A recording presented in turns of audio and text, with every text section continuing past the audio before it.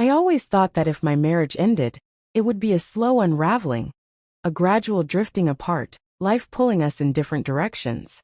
Never in my worst nightmares did I imagine it would implode in a single night. It started with an argument. Not our first, not even our worst, but something about it was different. There was a venom in our words, a sharpness that cut deeper than usual. Kelly and I had been off for a while. Strained conversations, tension that lingered like a storm cloud, neither of us able to diffuse it. That night, it finally boiled over. Something trivial set it off. I can't even remember what. But suddenly voices were raised, accusations thrown like daggers, old wounds ripped open. "I need space," she finally said, grabbing her purse. "Kelly, wait. Just stop, Rick. I need to clear my head." The door slammed shut behind her, leaving me alone in the suffocating silence. I sat there, staring at the empty space she'd left behind, wondering when we had become people who needed space at all. Hours passed. I texted, no response. I called straight to voicemail. As midnight crept closer, I wrestled with whether I should be worried or furious. I settled on both. Then at 3:14 a.m., the front door banged open. Kelly stumbled inside, hair tangled, makeup smudged, her shirt hanging off one shoulder. The air around her reeked of alcohol, smoke, and something else I didn't want to identify. She tripped over her own feet, giggling to herself before locking hazy eyes with me. "Hey," she slurred, swaying slightly. "You're still up." My stomach twisted. A sinking, gnawing feeling clawed at my gut, warning me of the truth I wasn't ready to face. "Where the hell have you been?" I asked, my voice tight. She waved a dismissive hand. "Out." "Out where?" She rolled her eyes, staggering toward the couch. "Why do you care?" I stood there watching my wife, the woman I had built a life with, barely able to stand. Her pupils were blown wide, her clothes disheveled. And deep down, I already knew the answer to the question I was about to ask. "Did you sleep with someone?" She blinked, as if the words took too long to register. Then she scoffed. "You always think the worst of me. Just answer the question. Did you?" Silence. She didn't deny it. Didn't even try. Instead, she sank into the couch, muttering something about needing sleep. I walked away before I did something I'd regret. But lying in bed, staring at the ceiling, the feeling wouldn't leave me. That instinct, sharp and relentless, drove me to get up, walk back to the living room, and grab her purse. Her phone was inside. She never put a passcode on it. Maybe she never thought she needed to. The texts hit me like a punch to the gut. "Everett. Everett had a great time tonight. You're incredible. Hope to see you again. Kelly.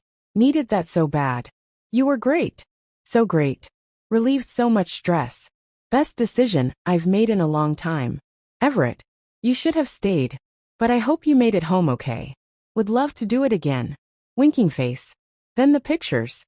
Selfies. A few of them. Kelly, smiling drunkenly, pressed against some guy I had never seen before. His hand on her thigh, her lips against his neck. My hands shook. I sent everything to my phone. Then I printed them out, needing the evidence to be real, tangible, undeniable. I sat in the dark, staring at the proof of my wife's betrayal, waiting for morning to come. When she finally woke up groggy and hungover, she groaned. "God, my head is killing me." I tossed her phone onto the couch beside her. The pictures landed at her feet. "You should be more worried about your marriage." She blinked down at them, confusion flickering into horror. "Rick, it was..." I folded my arms. "Go ahead. Explain." She scrambled upright, shoving her hair out of her face. "It was a mistake." "No," I said coldly. "A mistake is forgetting to turn off the stove. This was a choice." I pointed at her phone. "And according to your texts with Everett, you said it was the best decision you ever made. That means it was intentional, Kelly. Try again." Tears welled in her eyes. "I was drunk. I wasn't thinking. You were thinking enough to text him, to take pictures, to try and sneak back home in the middle of the night, hoping I'd be asleep. I didn't mean." I cut her off. "You didn't mean to get caught." Her lip trembled. "It didn't mean anything." I exhaled sharply, shaking my head. It meant everything to me. Tears slipped down her cheeks. "Rick, please. We can fix this. Don't throw us away." I was just angry. and let my emotions get the better of me. I wasn't thinking, I just acted on impulse. It really meant nothing. I swear it won't ever happen again.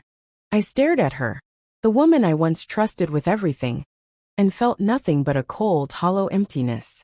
I said it meant everything to me, I murmured. And you threw us away the second you decided to act like a single woman. I stepped back, watching as desperation flickered across her face. Well, now you'll be a single woman. She reached for me, but I pulled away. Honey, please, I'll do anything. Just give me another chance. I didn't waver. Instead, I grabbed the divorce papers I had already printed that morning and set them on the couch beside her. We're done. Her sobs followed me as I walked out the door. But I didn't look back. When someone shows you who they truly are, believe them, and move on. She had already spit on our vows once out of anger. She would do it again. I handed my lawyer the evidence immediately. The divorce proceedings dragged on, and at first Kelly fought. Not out of love, but because she refused to accept the reality she had created. She and her lawyer even asked the judge for couples therapy, hoping to salvage what was already lost. But the judge took one look at the proof of her infidelity and turned to me. Are you interested in reconciliation? No. And that was that. The divorce was finalized. I moved on. Months later, Kelly sat alone in a quiet apartment, drowning in regret heavier than any hangover ever could be. She had thought she could move on, that the world was full of new possibilities. But every date, every fleeting conversation ended the same. Casual, meaningless, distant. No one wanted anything real with her. And deep down she knew why. She scrolled through her phone, staring at old photos of us laughing, happy in love. A love she had destroyed.